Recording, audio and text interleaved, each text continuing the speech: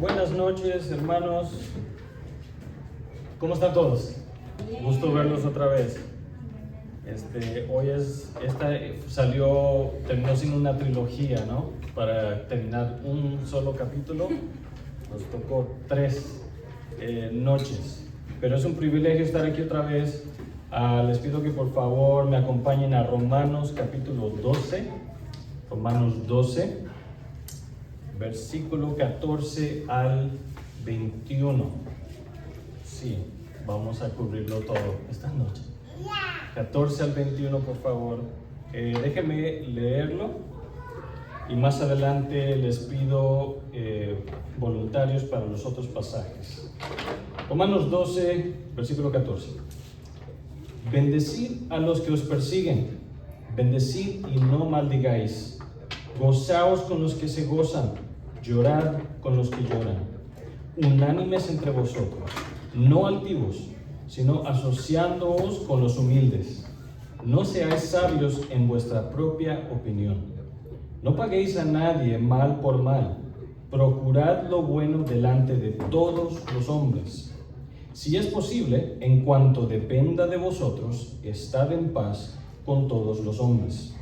No os venguéis vosotros mismos, amados míos, sino dejad lugar a la ira de Dios, porque escrito está: mía es la venganza, yo pagaré, dice el Señor.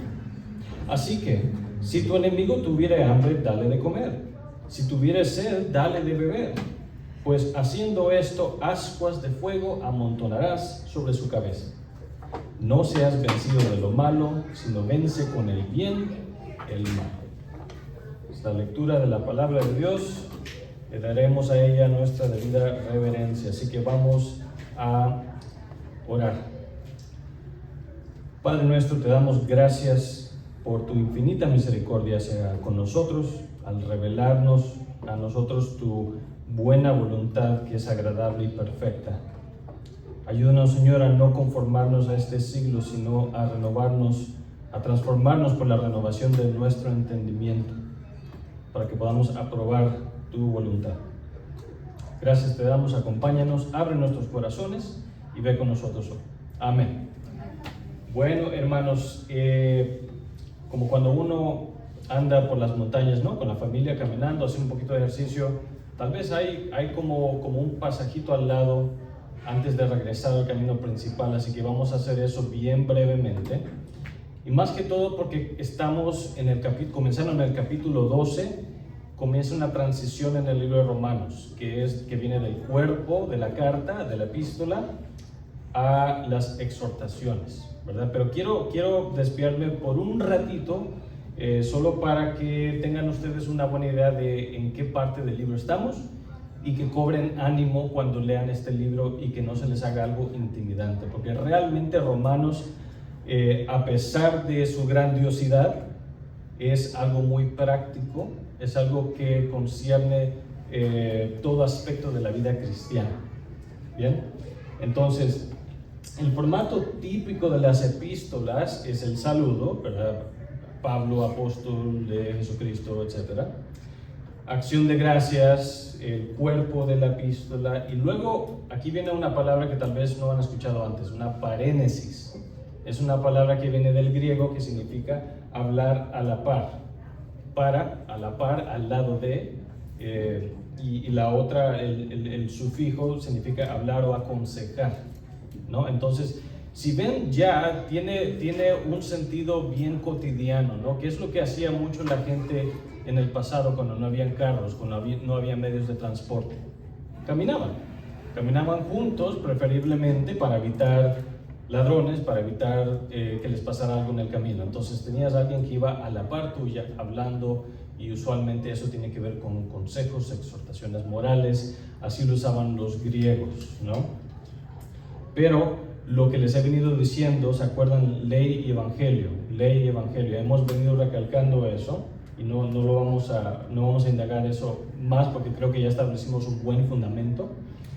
Pero a la par de la palabra parénesis, para que no simplemente vean el capítulo 12 al 15, de hecho, como una lista de leyes y obligaciones que debemos hacer por nuestra propia fuerza, para que no lo vean de esa forma, debemos ahora acordarnos de otra palabra, que es la que se usa para el Espíritu Santo, y es la palabra paracletos. Entonces ya van viendo parénesis, paracletos, paréntesis es otra, ¿no? Tiene que ver paracletos con la palabra que se usa para abogado, intercesor o consolador o ayudador, ¿no? Y es lo que nos deberíamos estarnos acordando de lo que dijo el Señor Jesús en Juan 14:16, y yo rogaré al Padre y os dará otro consolador para que esté con vosotros para siempre, ¿no? Entonces, por eso, nada más para acordarles de cómo debemos abordar estos pasajes que nos dicen cómo debemos vivir. Tengan cuidado con verlos como algo que tienen que hacer ustedes por su propia cuenta o por su propia fuerza, o si que el favor de Dios disminuye si ustedes no lo hacen correctamente. Al contrario, acuérdense que nuestra justicia viene perfecta y completa y exclusivamente de la obra de Cristo en la cruz. Todo lo demás, toda la vida cristiana, es aquella que vivimos con la ayuda de nuestro Consolador, nuestro Paracletos. Sí se nos da una parénesis, una lista de exhortaciones morales que debemos hacer, pero el que va a la par de nosotros es nuestro Consolador, nuestro abogado. ¿Bien? También lo que quiero que consideren cuando vean Romanos, a pesar de que sí tiene terminología bien teológicamente profunda, acuérdense que Pedro inclusive dijo de Pablo que hay cosas que el hermano Pablo escribe, dijo él, son bastante difíciles de entender. Pero realmente Romanos, si le ponen atención, les animo a que un día, si tienen tiempo, lo lean todo de corrida o lo más que puedan, para que vayan teniendo una idea del flujo de cómo va fluyendo el libro, ¿no? Y realmente cuando vemos eso, vemos que el libro de Romanos usa un método de enseñanza que era muy común para los griegos, muy común para los romanos, que era un tipo de enseñanza en el que el que estaba enseñando ponía una pregunta y los estudiantes comenzaban a llegar a la verdad por medio de una discusión. Entonces se arribaba a la verdad por medio de una discusión. ¿Cómo lo hace Pablo? Pablo lo hace por medio de diálogos hipotéticos, realmente no está hablando con nadie específicamente. Pero si se acuerdan, por ejemplo, en Romanos 7, ¿qué diremos? Pues pecaremos para que sobreabunde la gracia. Entonces eso, en lugar de nada más enseñarle a los romanos con quienes estaba hablando la teoría del pecado y la gracia, utilizaba conversaciones. Utilizaba o inclusive hacía las preguntas que tal vez la misma gente estaba haciéndose en la cabeza. Bueno, ¿cómo funciona eso? Y entonces Pablo decía, bueno, vamos a ese punto, vamos a hacerlo por medio de una conversación hipotética. Es el método socrático, no para ir muy profundo, pero realmente era un método muy eficiente porque era más dinámico, involucraba a aquellos que estaban aprendiendo. ¿Bien? Tenemos también aforismos. Y eso es básicamente comunicar una verdad por medio de dichos o refranes o modismos, etc. Un ejemplo está en 1 Corintios 6:13. Las viandas para el vientre y el vientre para las viandas. ¿Qué significa eso? ¿Alguien quiere decirme qué significa eso? ¿Qué quería decir Pablo al usar ese aforismo? Comida. Entonces, él estaba hablando de aquellas personas que trataban a su cuerpo como simplemente un instrumento para cumplir sus propias pasiones, ya sea la glotonería, ya sea el pecado sexual, etc. ¿De qué sirve tratar de vivir una vida moral si para eso es el cuerpo? Si no somos más que simplemente materia, o inclusive si el cuerpo es algo malo en sí, porque la materia lo veían muchos en aquel entonces como algo malo, pero el espíritu como algo bueno. Y entonces lo que Pablo está tratando de hacer es, vamos a ver este dicho que la gente decía, algo que la gente conocía, y por medio de él vamos a hablar cómo eso es completamente contra la verdad de Dios.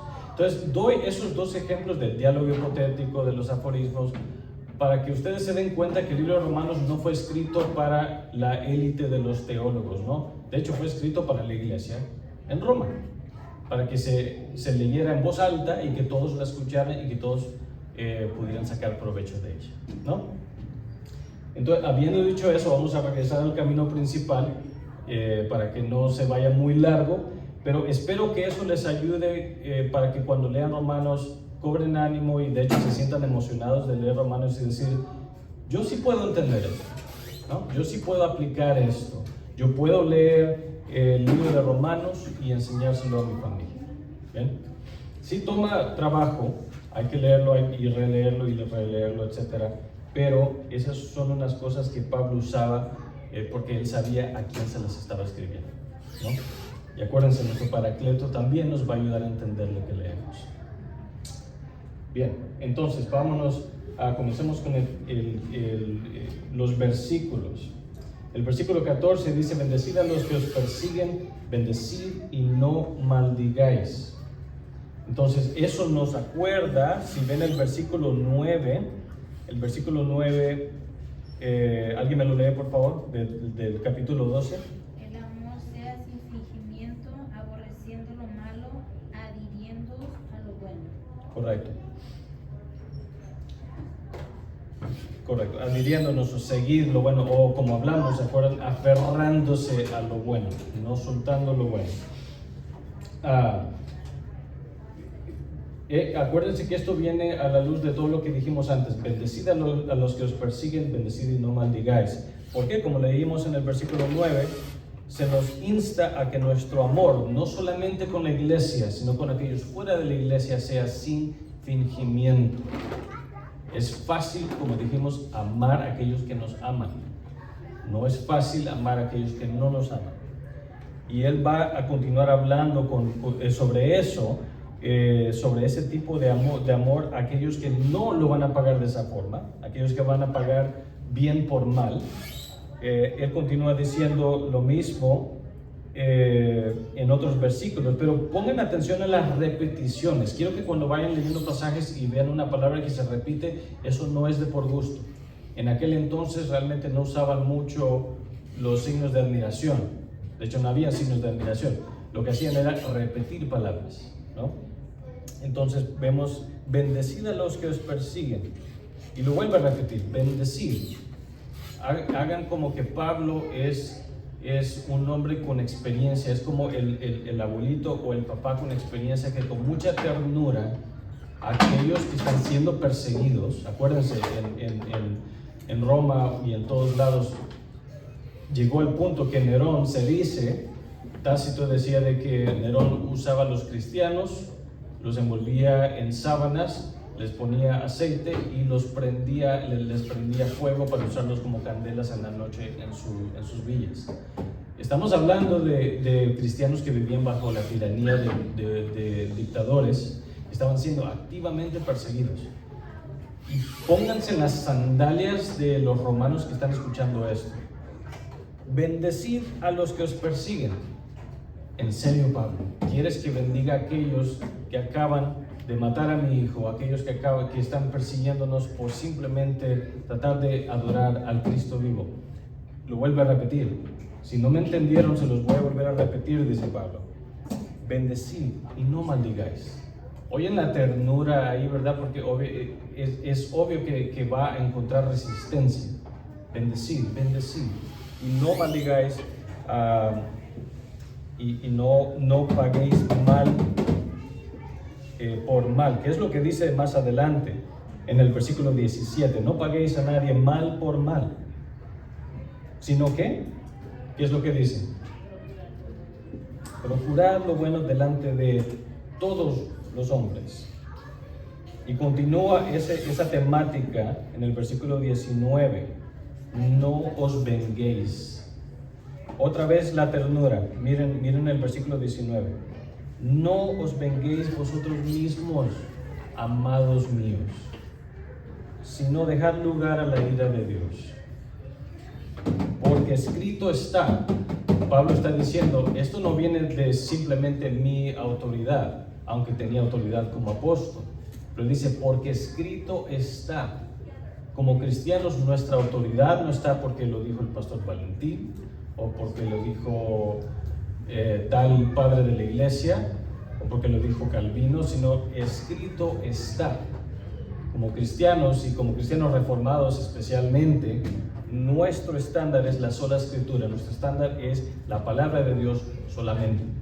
Y también para que aprecien esta lista de Pablo, no es una simple lista de cosas bonitas que hacer a los demás.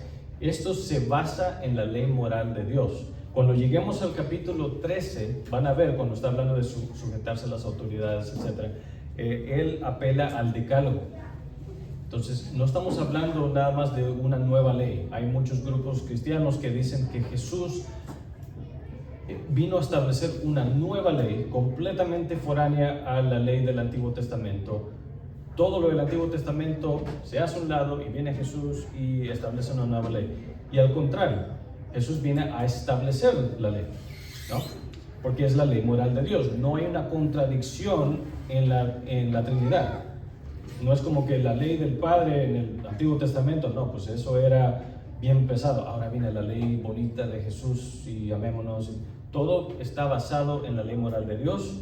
El pueblo de Dios siempre ha tenido el mismo estándar, ¿no? Entonces, eso es su tarea si quieren adelantarse, leer el capítulo 13 en su propio tiempo, pero continúa hablando sobre este tema basado en lo que escrito está, ¿no? Y también obviamente se basa en la enseñanza del Señor Jesús en el Sermón del Monte, en las bienaventuranzas, ¿no? Benditos los que sufren porque se alegrarán, ¿no? Porque verán el reino de los cielos, etc. Pero todavía no. Esa es la tensión que deberíamos sentir cuando leemos el capítulo 12. Pero todavía no. Acuérdense de esto. Hay un libro muy bonito que lo escribió C.S. Lewis, una serie de libros, Las Crónicas de Narnia. Y ahí está, en el primer libro tenemos a la villana, que es una bruja, le dicen, la tierra de Narnia fue originalmente creada por el protagonista, que es Aslan, que es el león, que C.S. Lewis quiere hacerlo a él como que es Jesús, ¿no? Pero en la historia es personajes diferentes. Y lo que pasa es que la bruja irrumpe en la creación de Dios contra lo natural y por el pecado. Entonces ella se convierte en la tirana de la dictadura de Narnia. Pero lo que antes era bonito, lo que antes era siempre primavera, se convierte en un invierno perpetuo. Siempre hay un invierno perpetuo en Narnia. No voy a ir muy largo a esto, pero a lo que voy es, hay una escena en la cual Aslan muere, lo sacrifican, y la bruja piensa que ya ganó, ya tiene la victoria por siempre, y ahora ella es la gobernadora de toda Narnia. ¿Qué es lo que sucede? Aslan no se queda ahí, Aslan resucita, pero no se queda ahí todo. El invierno comienza a dar un revés, comienzan a ver flores, comienzan a ver pasto verde, lo que no se había visto por mucho tiempo, poco a poco se comienza a ver en la tierra de Narnia. Y es lo que pasa con la analogía con lo que hizo el Señor Jesucristo. Cuando murió el Señor Jesucristo, no quiere decir que ahí paró todo el pecado y toda la muerte y todo lo malo, no. Pero poco a poco se va dando un revés para regresar a lo que un día vamos a ver cumplido, que es la justicia de Dios en toda su creación. Todo mal, todo pecado, Dios va a lidiar con ese pecado y Dios va a traer su justicia perfecta aquí en la tierra y todo va a ser perfecto. Pero eso comienza en la casa de Dios. Podemos quejarnos de todo lo que está aquí, pero nosotros tenemos un mandamiento y una obligación de hacer aquello que va contra el entendimiento del mundo, ¿no? Por eso se nos dice en el versículo 2, no os conforméis a este siglo, este siglo, el siglo que está bajo la potestad del príncipe del aire, que hasta cierto punto Satanás, así como la bruja, se ha apoderado y ha tergiversado y ha destruido, se nos llama a nosotros, no os conforméis a eso. ¿Saben por qué? Porque Jesús dijo, toda autoridad se me ha dado en el cielo, en la tierra, por lo tanto, id y predicad el evangelio a toda criatura. Y por esa autoridad se nos insta a nosotros a hacer aquello que va contra el pensamiento de este siglo. Específicamente, bendecid a los que os persiguen. ¿Qué es lo que el mundo espera? No, pues si a mí me hacen algo, yo se los hago el doble. Si a mí me hacen mal, yo se los hago también. El estándar de Dios es algo que va inclusive casi contra la lógica, ¿no? Yo no le hice nada malo a esta persona. Es lógico que si me hacen algo, yo tengo que defenderme, y esa puede ser otra conversación diferente. No estoy diciendo, ¿no?, que no, como hombres, por ejemplo, no debemos proteger a nuestras familias. Claro que debemos hacerlo. No vamos a dejar que alguien ataque a nuestra familia y si nosotros no podemos evitarlo y hacer algo al respecto. Pero en general estamos hablando que nosotros no vamos a vengarnos, nosotros no vamos a buscar que ellos paguen por lo que han hecho.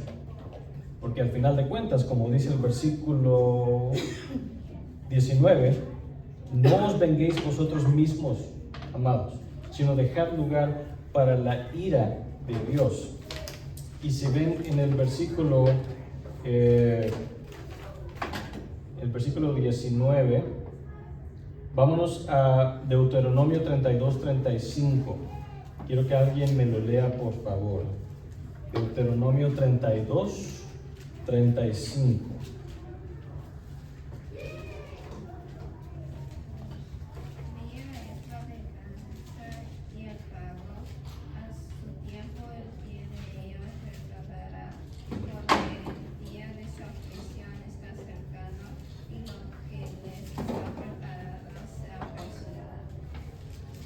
Gracias.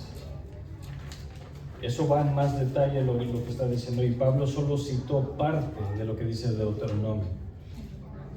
Ahora, había en el Salmo, ya ven tanta nota que se me perdió lo que quería abordar.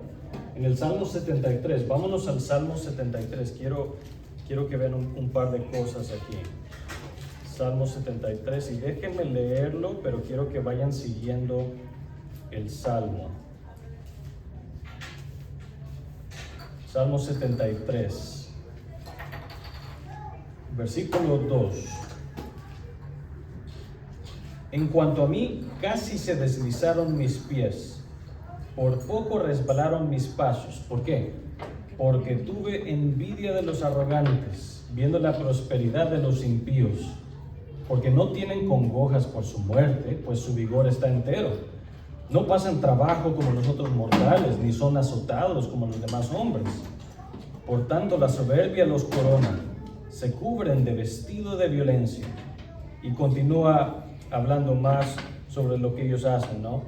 Pero si nos vamos al versículo 15, si dijera yo, hablaré como ellos, he aquí a la generación de tus hijos engañaría.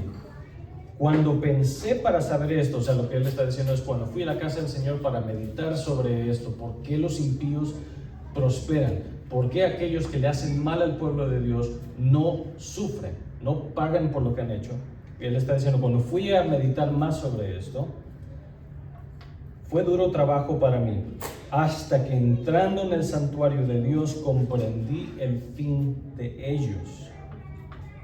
Y luego habla sobre la ira de Dios, sobre cómo los impíos van a recibir su pago. Entonces, sobre eso es lo que está hablando Pablo. Pablo está diciendo, tu venganza para comenzar es una venganza imperfecta, es una venganza que está llena de lo que va en contra de la misma naturaleza de Dios. ¿Cuál es la naturaleza de Dios? En esta dispensación, si lo queremos decir así, del mundo. ¿Cuál es la voluntad de Dios hacia los hombres generalmente? ¿Es una de juicio? ¿Es una de castigo? ¿Es una de retribución? ¿O cuál es la naturaleza de Dios para con el mundo en esta vida en la que estamos viviendo ahorita? Es una de salvación.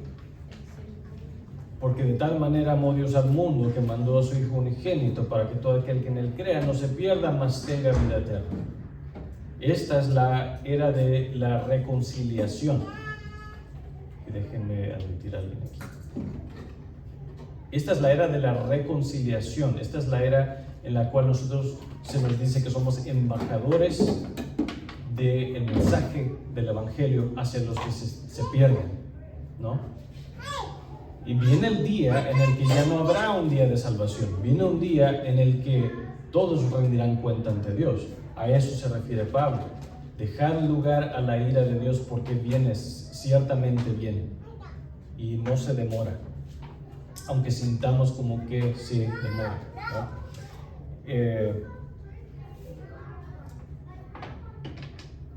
Pero eso es en el aspecto negativo. No hagáis esto. No os venguéis, no paguéis mal por mal, etc. Ahora veamos el aspecto contrario, el aspecto positivo, por decirlo así. ¿Qué es lo que debemos hacer? Sabemos qué es lo que no debemos hacer, pero ¿qué es lo que no debemos hacer? Porque a veces nos conviene saber, ok, eso es lo que no debo hacer.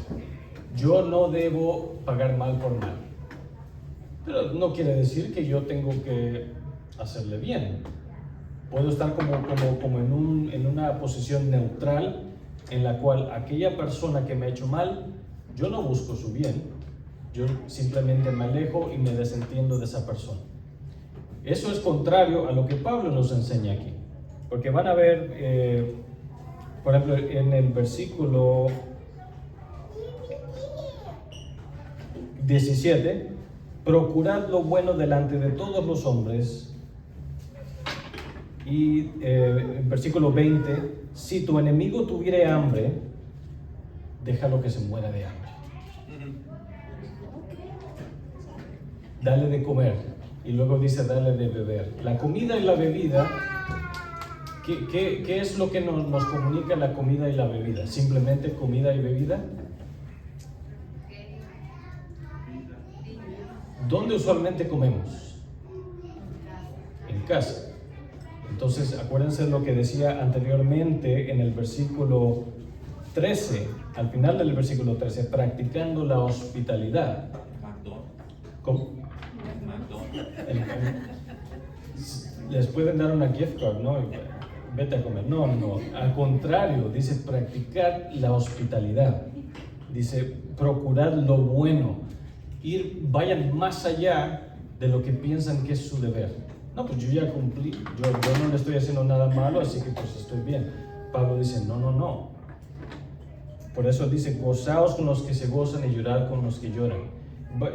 Vean algo muy interesante sobre la vida de David, si lo pueden encontrar, en el versículo 20.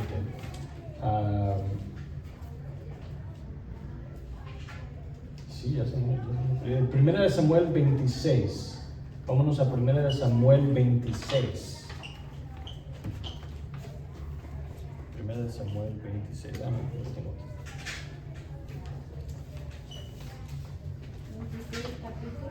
Versículo 21.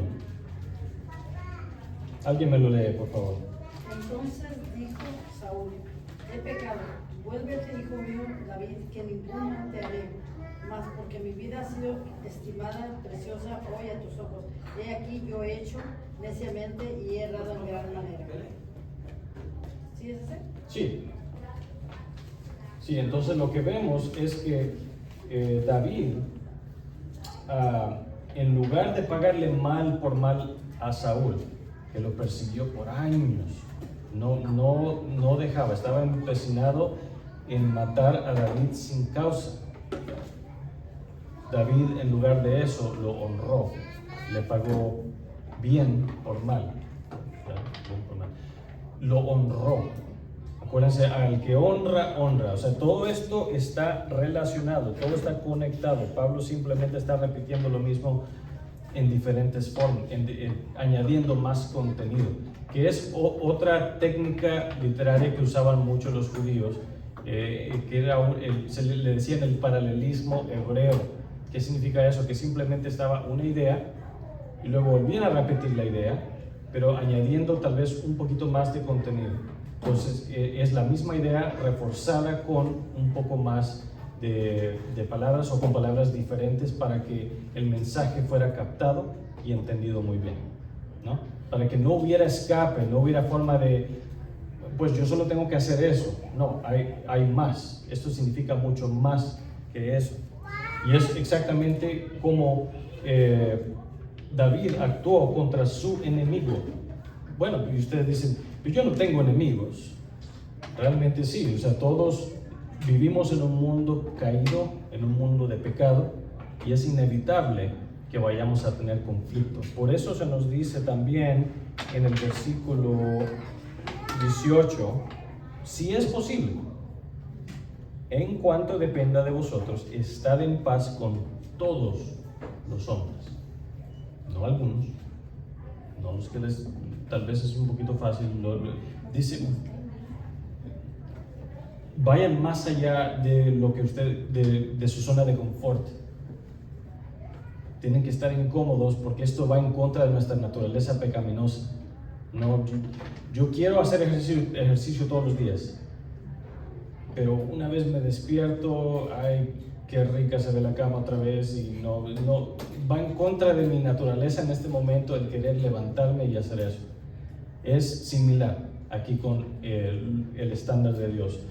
Estamos desacostumbrados de hacer lo que a Dios le agrada, porque es ese proceso que hemos hablado, ¿no? De la vara de hierro que está torcida y que poco a poco Dios la va poniendo de regreso donde va. Es un proceso que va a durar toda la vida, pero es lo que se nos requiere. Y les recuerdo lo que he dicho en las últimas dos enseñanzas. Al leer todo esto, nuestra respuesta debería ser: para estas cosas, ¿quién es suficiente? Yo no puedo hacer esto, ¿no? ¿Cómo voy yo a bendecir a los que me persiguen? Acuérdense el contexto de la iglesia a quien les está escribiendo. Piensen ustedes en aquellos que les han hecho mal. Piensen ustedes en aquellos que les han pagado mal por bien.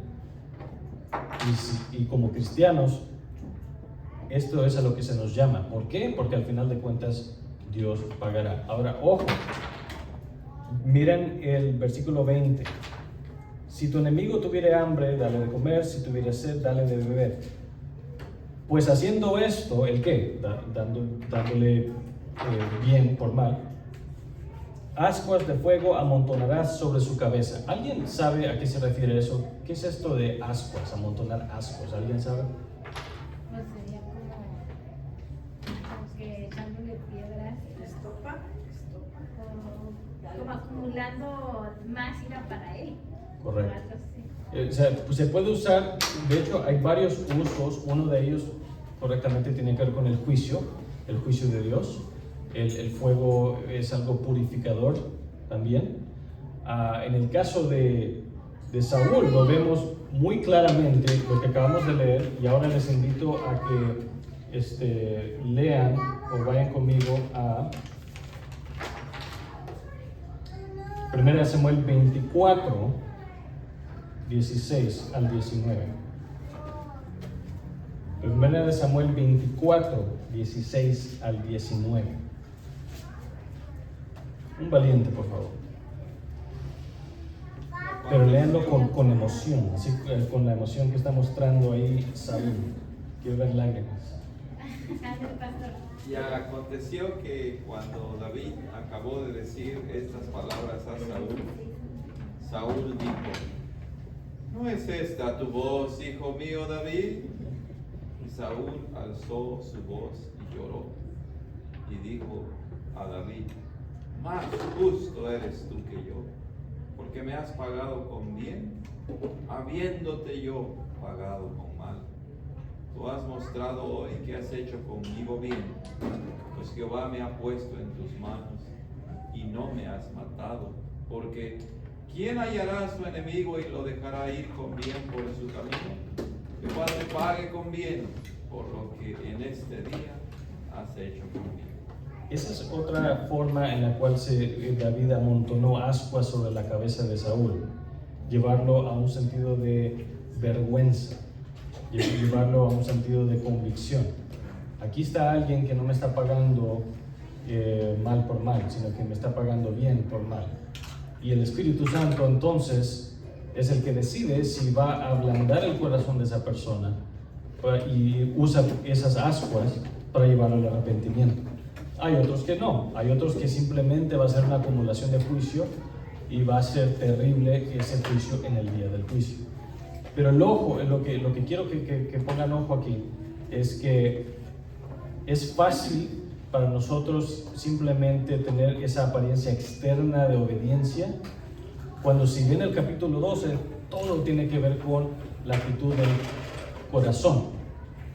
Y es fácil entonces para nosotros externamente cumplir con todo, pero internamente decir, voy a ser tan amable y bueno contigo para que se te amontone el juicio, ¿no? Para ponerte más ascuas.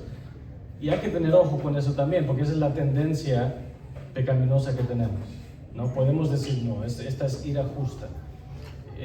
No, es simplemente para satisfacer nuestra pecaminosidad, ¿no? Entonces, creo que eso es consistente con lo que Pablo está diciendo. Y David realmente lo hizo genuinamente. Él genuinamente honró a Saúl. Él no lo odiaba. ¿Qué fue lo que pasó? ¿Alguien recuerda qué pasó cuando Saúl murió? ¿Qué hizo David? ¿Hubo parranda, hubo fiesta, llamó a todos para festejar la muerte de Saúl? ¿Qué fue lo que hizo David? Correcto. Correcto. Si no mal recuerdo, creo que él proclamó luto, ya siendo el rey legítimo, ¿no? Ya Saúl había muerto, por el rey Saúl. Porque al final de cuentas, no importa qué tan pecador era el rey de Israel, era el primer rey de Israel. Yo, hablando por mí mismo, tengo que muchas veces pensar dos veces en cómo, por ejemplo, he de pensar de nuestro presidente, de nuestro gobernador, de aquellos en el poder, porque muchas veces no tenemos temor, no tenemos reverencia, ¿no? Al final de cuentas, Romanos 13, los gobernadores que tenemos han sido puestos por Dios, y por lo tanto, no importa qué malvados sean. Pablo está escribiendo de aquellos que están bajo el mandato de Nerón, uno de los más viles dictadores de Roma. Ya les di un ejemplo de lo que hacían. Lanzaba perros para despedazar a los cristianos, los metía en el coliseo, les sacaba los leones y los tigres para el entretenimiento de todos, los usaba como candelas en las calles, y a esa persona les está diciendo: honrad a todos los hombres, orad por el rey, orad por el emperador, honrad al rey. Lo mismo debemos hacer nosotros, tanto como en la iglesia, como fuera de la iglesia, como nuestros gobernantes. Esas diferentes esferas, ¿verdad? Están en todas las esferas que están bajo el mandato de nuestro Dios. ¿Alguna pregunta hasta ahorita o algún comentario? Cuando ves la historia en el Viejo Testamento, parece una película lo que está viendo. Pero cuando vienes ya a la vida real, batallas con tus propios sentimientos, pero también si tú perdonas, porque perdonar a quien no me habló o que no me dio like, eso no, pero perdonar una violación o un asesinato y que el otro te vea que perdonaste, violó a tu hijo, ¿cómo perdonaste? O mató a tu hijo. Entonces la que perdona o el que perdona también sufre eso. Estaba pensando eso porque decir, pues lo hizo, pero lo perdoné. Sí. Y he escuchado casos que dicen, pues si ahora es pastor, pero ¿y lo que hizo? Pues la Biblia manda que hay que perdonar de todas formas, o sea, que haya violado, que haya matado. Porque un pecadillo cualquiera que no me habló, pero hay cosas difíciles que no se hagan en la iglesia, que son violaciones, asesinatos, donde tú dices, pues lo hizo y que quiere ser el mismo que lo mate. ¿Saben por qué? Y no es para mí. Y es lo que venía pensando, lo que sufre el que perdona también, porque no, al perdonar también sufre porque tienes un mundo viéndote que ¿por qué perdonaste si te hizo eso? Claro, ¿Por qué perdonas? Entonces también el que perdona sufre. por supuesto. Hermano. Disculpe, se puede perdonar, ¿verdad? Pero es un proceso. Oh, por supuesto. ¿Verdad? No se va a perdonar de la noche a la mañana. No, claro. Muchas personas quieren que, inclusive a mí me pasó algo, ¿verdad? Algo que me quedé impresionado porque no, tienes que perdonar ahorita. Me dijo alguien así y pues yo se me dio los ojos grandes, ¿verdad? Dije, caray. Entonces, si me hubieran hecho algo que se me hizo a mi vida, pues quisiera ver yo a ver si perdonaba. Entonces le iba a decir algo que me enseñó. Es que me dijo, no sé en qué parte de la Biblia se habla. Dice, si alguien te da una cachetada, pues pon el otro cachete. El Señor Jesús. Exacto. Y es duro, ¿verdad? Es durísimo para nosotros, el ser humano, poder hacer eso. Claro. Hasta ahorita no quiero una persona, yo, ¿entiendes? Sinceramente, que como mi madre me dice, mi hijo, mira, tienes que perdonar. Sí, mamá, sé que tengo que perdonar, pero un día, ¿verdad? Entonces yo pienso que es un proceso. Y antes de darle la palabra, hermano, un par de aclaraciones. Esto no quiere decir que, por ejemplo, alguien ha hecho algo que va contra la ley, por ejemplo, un abuso, o un esposo que es un abusador, o lo que sea, que nosotros simplemente vamos a dejar que eso continúe pasando, ¿no? ¿Por qué? Porque Jesús dijo que diera la otra mejilla. Tenemos los recursos de las autoridades, si es necesario acudir a las autoridades. Eso no es vengarnos, eso es simplemente protegernos, buscar estar en seguridad, Y ¿no? en paz. Y en paz. Que así se llama Dios. Correcto. Entonces, para aclarar eso también, ¿no? Para que no vayan y pues Dios dijo que diera la mejilla, así que me maten o lo que sea. Acuérdense que estamos hablando de la actitud del corazón, de la venganza, ¿no? Otra cosa sería una persona, no sé, me robó $2,000, lo voy a demandar para que me pague $50,000.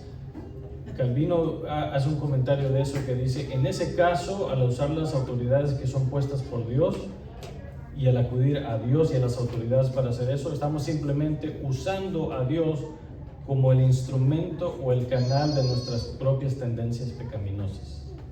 Y a Dios no se le usa como tal. ¿Tiene sentido eso, hermano, que iba a aportar? Eso que tal vez agregar, perdonar no quiere decir que lo declaras inocente de lo que hizo. Correcto. No quiere decir que tengo que necesariamente vivir y convivir con la persona como si no ha pasado nada. Correcto. Perdonar significa que sacas ese odio de tu corazón, ese rencor, ese resentimiento, y ya no lo estás maldiciendo y condenando, ¿no? Sino como Dios te perdonó a ti, tú también perdonas, pero si no se arrepiente, el juicio de Dios caerá sobre esa persona. Claro. Y tampoco estamos mandados a vivir como si no hubiera pasado nada. Correcto. Sí, o sea, es difícil, ¿no? Como dijo usted, hermano, es un proceso. Pero lo que debemos acordarnos aquí, y lo que espero que esté quedando claro, es que la razón por la cual Pablo nos está acordando de esto es porque olvidamos el Evangelio. Obviamente no estoy diciendo que no hay niveles de pecado, no, hay pecados que son horrendos y hay diferentes niveles de gravedad o de seriedad, ¿no? Hay pecados que son más graves que otros. Ambos son pecados, pero hay unos que son más graves que otros. Consecuencias Para diferentes. nosotros, ¿no? Porque para Dios pecado es pecado. O sea, pecado es pecado, pero hay niveles, hay pecados que sí son más graves que otros. Pero a lo que voy es que olvidamos el Evangelio porque vemos lo que la otra persona nos hizo, y cuando nosotros no perdonamos o nos rehusamos a dejar ir ese odio, ese resentimiento, y no le otorgamos a esta persona la misericordia, lo que estamos diciendo es, mi pecado contra Dios no fue tan malo como lo que él hizo. Sí, estuvo malo lo que yo hice, pero como que yo tengo un poco más de favor en los ojos de Dios que esa persona. Olvidamos nosotros que nuestros pecados pusieron al Señor Jesús en la cruz. Olvidamos que nuestro pecado fue una traición cósmica. Olvidamos que nuestro pecado trae la ira de Dios. Recuerdo que hay un pasaje que dice, por estas cosas viene la ira de Dios. Eso es tanto alentador como aterrorizante. Alentador, ¿por qué? Porque viene, todavía no está aquí, todavía es el tiempo de la salvación. Pero aterrorizante porque viene, seguro viene, la venganza de Dios viene. Y al olvidar el Evangelio, al no perdonar, al no tener misericordia de otros, estamos realmente atentando contra el mensaje que nos salvó a nosotros, que no merecíamos ser salvos. Todo eso que cantamos, soy el más vil y todo eso, donde más importa es en ese momento más difícil con esa persona que nos hizo eso, y donde estamos nosotros encarando esa decisión. Lo trato con misericordia como el Señor me ha ordenado hacerlo, reservando la ira de Dios para Dios, sabiendo de que yo merecía ese mismo pecado, ese mismo castigo, o me voy a jugar el papel de Dios como que si yo fuera Dios. El único que puede no otorgar misericordia, no otorgar perdón, es Dios. Piensen en eso. El único que puede hacer eso, el único que va a hacer eso un día, es Dios. Cuando nosotros hacemos eso, nosotros, cuidado, estamos jugando el papel de Dios. Y eso tiene que ver también por ejemplo, decirle a alguien, perdona, hay que hacer su lugar para empezar. Pero, cuando pasa alguna situación así, hay mucho dolor, pero la única manera de quitar el dolor, porque eso está en la mente, aquí es lo que está recordando, aquí es la lucha, aquí es la batalla, lo que dice la Biblia, renovar nuestro entendimiento, poner la escritura, y eso es lo que va quitando, porque que a mí me digan, bueno, pues dale maestro, tú perdona, eso no es una cosa, si no es a través de renovar ese entendimiento con la escritura, no hay manera que tú puedas perdonar. Correcto. No lo hay. Porque, entonces, porque en el momento que te violan, te vas a alguien dices, pero ¿cómo? Y no sabes, porque ese dolor está latente. Claro. Y la única manera que tú piensas tolerarlo, la manera que tú dices, bueno, ese dolor está ahí, pero puedo ver a aquella persona a través de la cruz, es solamente cuando yo me puedo ver también aquí. Porque de otra manera, yo le preguntaba a alguien, a un pastor, pero ¿cómo lo hago? ¿Cómo se hace? Y nunca la gente te sabía decir cómo. No, es a través de la escritura, renovando. Perdona más. Sí, porque eso no se puede. No perdone. Eso no se puede a menos de que no puedas entender la escritura, renovando tu entendimiento a través de la escritura, para que tú te pongas ahí y puedas ver al otro a través de la cruz. No hay otra manera. Correcto. Por eso es lo importante que menciona él, cómo llevar el... O sea, no llegues a ese punto de la escritura pensando que lo puedes hacer por ti mismo. Si quitas tus ojos de Cristo y te enfocas en ti, sí, todo está mal ante los demás, lo que te hacen los demás. Acuérdense que eso es la ley y el Evangelio, ¿no? Pónganse a pensar un día, ninguno de nosotros tenemos tiempo, pero aparten tiempo un día, una mañana, y siéntense, pónganse a pensar en el tipo de cosas que Dios espera de su pueblo. Ir por todo el mundo y predicar el Evangelio. Bendecid a los que os persiguen, etcétera, etcétera. En serio, ¿cómo podemos hacer eso? Ese es el punto que Dios nos va a llevar a desesperar de nosotros mismos y a confiar en Él, hermano. Pienso que quizás el apóstol Pablo decía esto, quizás hasta por propia experiencia, ¿no? Es que hablabas incluso, por ejemplo, de las ascuas del fuego que amontonan sobre nuestra cabeza, y bendecid a los que nos maldicen.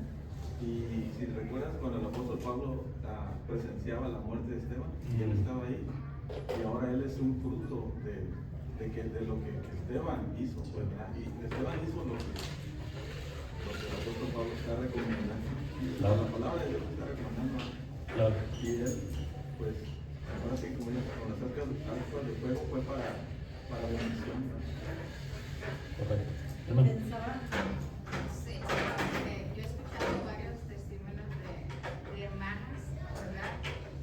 porción de la escritura les ha ayudado muchísimo para cuando por sus esposos, en este caso de ellas, por esposos inconversos. Se dice es que uno lo ve como un enemigo, ¿verdad? Uno no quiere hacerle bien a ese hombre. Pero dice, pero cuando más uno ora al Señor, uno se siente más responsable de hacer lo bueno y de dar testimonio a ese hombre, ¿verdad? De que como dice aquí, ¿verdad? No seas vencido de lo malo, sino vence con el bien el mal. Dice, como decía una, eso es algo que de veras uno lo oye y piensa que no es ese, pero es palabra de Dios que de verdad, el bien que nosotros hacemos en Dios, de verdad vence lo malo. Así, sí han dicho que Dios ha cansado a sus esposos, ¿verdad? Y, quizás no siempre ha sido el caso, ¿verdad? Sí. Pero ellas han aprendido, ¿verdad? A confiar en Dios. Claro. Gloria a Dios, ¿verdad? Claro. Y al final eso también, el último versículo, no seas vencido de lo malo, sino vence con el bien el mal. Es fácil, sin el fundamento que hemos establecido, es fácil ver eso como otra carga más sobre nosotros, ¿no? Sobre cómo nosotros tenemos que de alguna forma sacar el bien de nuestros corazones y hacer esto por nuestras propias fuerzas. Pensaba, hermano, ven, yo pienso. Sí. Yo donde vivo, usted sabe dónde vivo yo. Ahí está lleno de hombres. Y tú miras la gente. Y luego dice la gente, mucha de esta gente ha sufrido violaciones, ha sufrido, mucha gente ha sufrido. Y luego yo oigo gente orando, pues, pero perdone. Yo digo, qué ignorancia, ¿cómo una persona puede perdonar? Pues no, ni siquiera conocen a Dios. Claro. Ni siquiera conocen a Dios. ¿Cómo puedes? Claro. Muchas cosas no se puede si no es a través de Dios. Sí, y por el otro lado, no es como que sí, podría ver cómo se podría tomar esto como lo que te pasó no importa, simplemente perdona. No es lo que Pablo está diciendo. Nuevamente, si hay recurso con las autoridades, se va con las autoridades, y lo que sea que se tenga que hacer, se puede hacer. Pero no está tratando de minimizar eso, porque por eso dice, dejar lugar para la ira de Dios. Porque un día todas esas cosas se van a pagar. Y si es alguien que viene a los pies de Jesús, ese pecado fue pagado por la muerte de Jesús. Pero al final de cuentas lo que va completamente contra la lógica es que aquellos que nos han hecho eso, darles de comer, darles de beber, porque Dios va a pagar, pero Dios nos ha dado la fortaleza de hacer aquello que va contra la lógica. Y solo para terminar, léanse los capítulos 12 al 15, viéndolo todos esos capítulos como un solo sermón. Es como un sermón, ¿qué palabra usamos al principio? Parénesis, ¿verdad? Es un sermón parenético.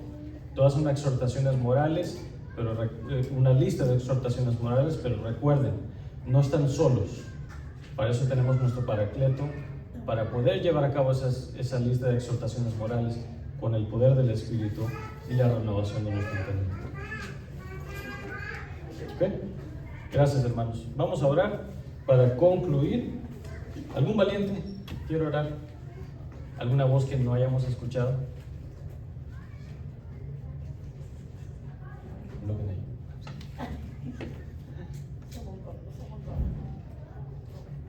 Moisés, a mí me gusta como Moisés. Termina la oración. Vamos a orar. Señor, gracias por todas las bendiciones que nos has dado, que podemos venir a la iglesia cuando muchos no pueden y se reúnen debajo de la tierra y son perseguidos. Gracias y ayúdanos a ver que lucky nosotros estamos para estar aquí en tu presencia, poder gozar en ti, Señor. Tenemos nuestra salvación en ti. Perdónanos entonces pecados, en el nombre de Jesús, estas cosas. Amén.